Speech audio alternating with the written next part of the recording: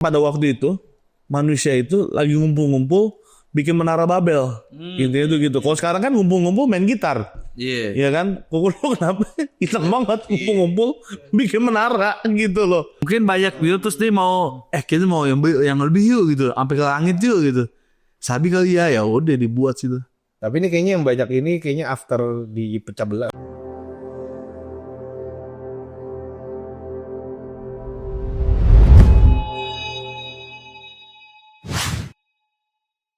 Ratap sejarah Alkitab. Oke. Nah, kalau ini kita lagi ngebahas tentang sejarah-sejarah daripada Alkitab. Oke. Kalau misalkan minggu lalu, kita ngebahas tentang Batrahnu.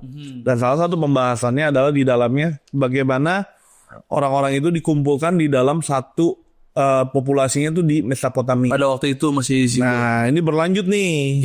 Untuk membuktikan pembuktian waktu itu orang berkumpul hanya di satu tempat. Yaitu kita ngebahas tentang menara Babel. Nah, langsung aja pertanyaan pertama. Nah, kenapa sih pada waktu itu manusia itu lagi ngumpul-ngumpul bikin menara Babel? Intinya itu gitu. Kalau sekarang kan ngumpul-ngumpul main gitar. Ya kan? Kuku lu kenapa hitam banget ngumpul-ngumpul bikin menara gitu loh. Dan fungsinya apa menaranya waktu itu? Oke, nah jadi kan kalau di ini dari Kejadian 11 ayat 1 sampai 9 ya. Kalau di sini gue bacain dikit, adapun suruh bumi satu bahasanya satu logatnya, maka berangkatlah mereka ke sebelah timur ya, menjumpai tanah datar di tanah Sinear, lalu menetaplah mereka di sana. Mereka berkata seorang kepada yang lain, marilah kita buat batu bata, bakarnya baik-baik. Lalu bata itulah dipakai mereka sebagai batu dan tergala-gala sebagai tanah liat. Juga kata mereka, marilah kita dirikan bagi kita sebuah kota dengan sebuah menara yang puncaknya sampai ke langit. Dan marilah kita cari nama supaya kita jangan terserak ke seluruh bumi.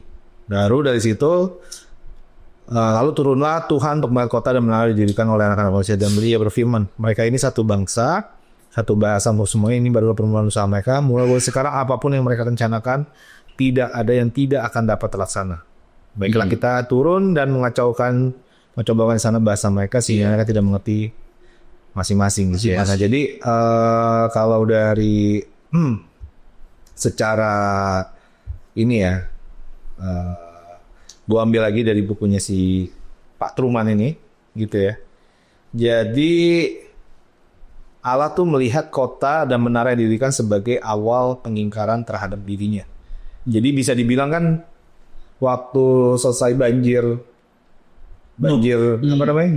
Ya, air bah itu, ya, itu kan Tuhan udah berjanji tidak akan, dengan lagi ada banjir, makanya ada panggil. Itu kan sebagai perjanjian untuk ini nggak bakal ada banjir lagi. Kalau sekarang banjir simbol. Ya, kan udah dilengser kan, padahal kan maksudnya pelangi itu janji Allah supaya nggak akan ada lagi namanya banjir, nggak ada lagi banjir, maksudnya banjir air bah, nggak ada lagi tuh. Nah, tapi ini seakan-akan mereka nggak percaya sama janji itu, makanya mereka mau bikin menara sampai ke langit, gitu ya. Gitu. Atau yang biasa kalau secara arkeolog disebutnya zigurat ya. Zigurat tuh jadi bentuknya tuh gede di bawah, makin lama tuh makin ngerucut, gitu ya. Nah, oleh karena itu Allah mengacaukan bahasa di antara mereka. Semenjak itu Babel atau Babylon dalam bahasa Ibrani diartikan sebagai kota yang memberontak terhadap Tuhan.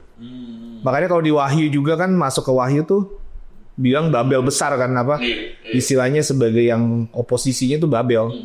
Gitu, jadi kayak lambang kejahatan, lambang kesombongan gitu ya. Makanya bilang para penulis Alkitab selanjutnya menggunakan Babilonia sebagai simbol kejahatan. Di Petrus 5:13, Wahyu 17 ayat 5. Ya, menara Babel merepresentasikan ambisi dan arogansi manusia yang ingin mencapai surga. Ya, jadi para ahli menginterpretasikan menara yang dimaksud adalah zigurat gitu. Jadi kenapa menara Babel kenapa harus dikacaukan ya karena itu sekali lagi jadi arogan manusia. Jadi kayak dan satu hal lagi dia nggak percaya sama janjinya Tuhan. Gitu. Padahal Tuhan udah berjanji, aku nggak bakal lagi kasih air bah. Tapi kayak enggak deh kayaknya. Maksudnya dia bikin menara gitu. Iya. Keren juga sih. Padahal kalau bikin menara tinggi kan dasarnya harus dalam ya. Iya. Ini keren juga sih arsitek. Terus dia udah bisa bikin batu bata lagi. dari beberapa ribu tahun yang lalu. Gitu guys. Bayangin sih kalau udah sampai awan gimana tuh. Nah, berarti dengan katanya kalau tadi sebelum lanjut lagi, berarti faktanya menurut jadi nih ya, bahwa manusia itu hanya dikumpulkan di satu tempat itu gitu. Ya, jadi kalau menurut data arkeologi lagi, sejauh ini menunjukkan kota Ur, Mesopotamia merupakan salah satu tempat kelahiran peradaban dengan penanggalan tertua setidaknya 4.000 tahun sebelum Masehi. Jadi kelahiran peradaban tuh di Mesopotamia. Iya. Terlebih orang Babel itu orangnya keturunannya Siku. Ya, nah kota ini merupakan kota negara yang terletak di aliran Sungai Tigris. Ur mencapai puncak perkembangannya pada masa Abram, sang bapa leluhur paling tidak dalam 3.200 sebelum Masehi. Ur sudah menjadi kota besar dengan penduduk sekitar 10.000 orang. Kota modern nih. Abraham kan dia kaya, pinter. Iya, Jadi itu berarti kota metropolitan pertama di dunia ya. Mesopotamia. Gitu. ya berarti Kota Ur, betul. Kota Ur di Mesopotamia. Oh, ininya luas. Iya, itunya daerahnya. Kayak Irak, sekarang Suriah itu bagian dari itu. Gaza dan lain-lain. berarti benar ya waktu itu populasi manusia baru ribuan. Ya iya, nah ini kan udah ini kalau di sini tuh after banjir. Jadi keturunannya Siku. Kemungkinan bisa lebih banyak, makanya tapi sebanyak-banyak itu cuma 10.000 orang. Iya, kebanyakan-banyaknya cuma 10.000. Istilahnya tapi di kota itu ya. Iya. Di kota peradaban pertama itu baru 10.000 orang.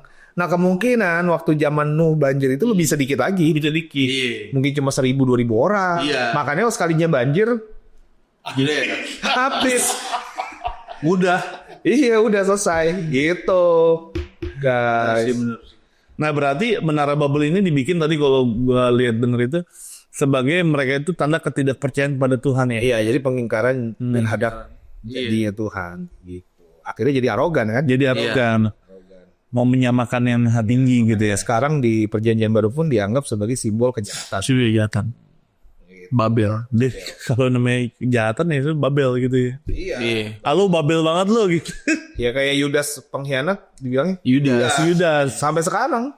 Oh jadi kayak satu ejekan ya. Berarti Iya, satu bener momok pasti. jadi momok. Gitu guys. Nah, lalu berikutnya adalah bentuk menara itu. Ya tadi ya seperti gue bilang zigurat. Ya, jadi nanti ada gambarnya. Iya. Ya, nanti kasih gambar gitu bentuknya tuh kecil, gede di bawah. Iya. Makin atas makin ngeroncong, makin kecil. Mungkin itu terinspirasi piramid dari sana kali ya. Bisa jadi gitu. Iya. Tapi kalau piramid cuma itu doang kan. Iya. Tapi beliau buat kuburan sih ya. Nah, jadi tuh kalau zigurat itu ini tadi kalau dari data sini ya memiliki dasar besar lebar, pasti berdiri bangunan dengan pelataran bertingkat. Semakin ke atas semakin kecil sehingga mengesankan bentuk gunung buatan. Iya. Ya, akses menuju masing-masing tingkat dibuat lewat lereng, landai atau tangga. Pada tingkat yang paling atas terdapat ruangan kecil untuk dewa dengan tempat tidur dan meja. Iya. Memang muat penyembahan juga. Iya. Kalau zigurat itu. Kalau nggak salah tuh ada kok fotonya tuh peninggalan zigurat tuh. Ya, betul. Walaupun cuman sepotong doang gitu. Nah, terus di sinilah tempat bertemu para dewa dan manusia. Tempat para dewa menerima persembahan dan berbicara dengan manusia. Material bangunan digunakan batu basan bitumen seperti itu ya, yang tadi di Alkitab ya.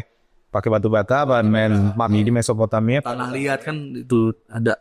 Sebab itu merupakan bangunan yang tergolong mewah seperti istana dan bangunan suci. Iya. Nah, tercatat sebanyak sekitar 30 zigurat terdapat di daerah Babilonia. Iya. Jadi banyak. Iya, namanya kota modern pasti kan ada bangunan modern. Iya. Kalau sekarang kan bangunan Skandinavian nih. Jadi menaranya banyak sebenarnya. Kalau yang di Alkitab kan kayaknya cuma satu ya. Iya. After itu pada bikin Banyak. pada masing-masing kali. Mungkin banyak gitu terus dia mau kita mau yang lebih yuk gitu, sampai ke langit yuk gitu. Sabi kali ya udah dibuat situ. Tapi ini kayaknya yang banyak ini kayaknya after dipecah belah. Oh jadi ketika mereka dipecah mereka menjadi kelompok-kelompok. Mungkin ya ini sih belum ada tanggalnya ya, tanggal jelasnya ya. Ya, cuman kemungkinan juga pas di itu bikinnya mungkin banyak. Iya, Ya kan? Iya. Bikin itu bukan cuma satu. Iya. Kita kan terdoktrinnya selama ini Satu. Ini enggak ya. Mungkin aja dia banyak bikinnya. Karena untuk penyembahan juga kan. Iya, buat penyembahan juga. Kencang banget kan dewa-dewa Mesopotamia. Oh. Nah, pertanyaannya Berarti apakah boleh kita bangun bangunan yang tinggi? Ya. Dubai itu. Iya kan Khalifah. Kalau sekarang kan banyak nih bangunan-bangunan yang tinggi juga. Paling lebih ke tujuan sih ya. Betul. Kayak bukan hanya bangunan ya, kita bikin sesuatu apa misalnya contoh gereja mewah gitu kan. Udah ada gereja, bikin gereja lagi. Atau gereja orang putusin kontraknya bikin gereja baru lagi. Itu kan berarti tujuan untuk apa? Memuliakan Tuhan atau memuliakan nama? Iya. Kan? Jadi Babel tuh banyak banyak pesan moral di situ ya gitu. Benar.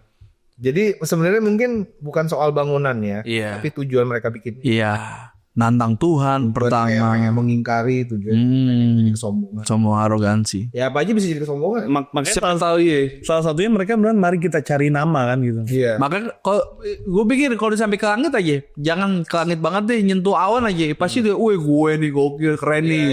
Kalah gue sedayu grup malah lah gitu. Jadi keren nih gue. Makanya mereka nggak diizinin bikin pesawat deh. Jadi ya mungkin itu kali, karena kota modern, orang-orang pintar, ya pastikan out of the box mungkin gitu. Iya. Ya sama kayak John Lennon lah ya, ketika dia di atas banget nih kehidupannya, dia mau bilang sekarang Yesus kalah tenar sama Beatles gitu. Abis itu tembak deh. Kemudian sama fansnya sendiri. Iya. Itu kan model Babel kan. Iya. Arogansi kepada Tuhan itu. Nakal udah ya. Nah, berarti dari situlah mulai tersebar semua kelompok-kelompok. Oke, berarti kita mau ambil iya atau enggak misalkan bahasa-bahasa tersebar tuh kronologi dari sana gitu. Dari Babel. Gua sih iya ya. Jadi kalau kalau dari data Alkitab ya, kita harus terima bahwa semua bahasa Indonesia pun asalnya dari sana. Iya. Melayu, terus Mongol, Cina, ya kan? Iya. Istilahnya sumber di sana. Iya. Ras Jerman juga, ya kan? Iya. Bener sih itu, guys. Berarti kerennya adalah Tuhan kita kreatif banget ya. Iya. Dia menciptakan semua bahasa segitu banyak. Iya, gitu. Ya, oke. Jadi dengan kata lain kita melihat bahwa ini berkesinambungan antara Batranu sama Menara Babel. Terakhir ya, ada isu kan dari dulu. Sumatera Utara tuh termasuk bagian dari penyebaran dari itu tuh Israel. Oh iya. Makanya adatnya dan modelnya semua sama tuh, orang Batak sama Israel. Tapi ada juga yang bilang bahwa Ambon itu makanya ini klaim aja nih ini. Berarti itu bukti bahwa itu benar-benar penyebaran tuh benar-benar terjadi. Tapi kan Timur Tengah itu benar-benar kalau dihitung-hitung memang tengahnya bumi kan. Iya itu jadinya dar gitu. Tengah, jadi kayak tengah. Iya. Gitu. Ya siapa tahu aja, kita nggak tahu. Karena pada itu ilmu pengetahuan dan kapal pesawat belum ada kan. Jadi siapa tahu aja kan. Gitu. Oke. Jadi kesimpulannya adalah bahwa Menara Babel benar-benar ada. Iya. Dan yang paling penting ada pesannya. Babel. Banyak pesan moral yang kita harus tahu. Jangan jadi Babel. Betul. Oke, teman-teman, bagi yang suka video ini boleh nonton video-video berikutnya dalam satu channel Millennial Baper.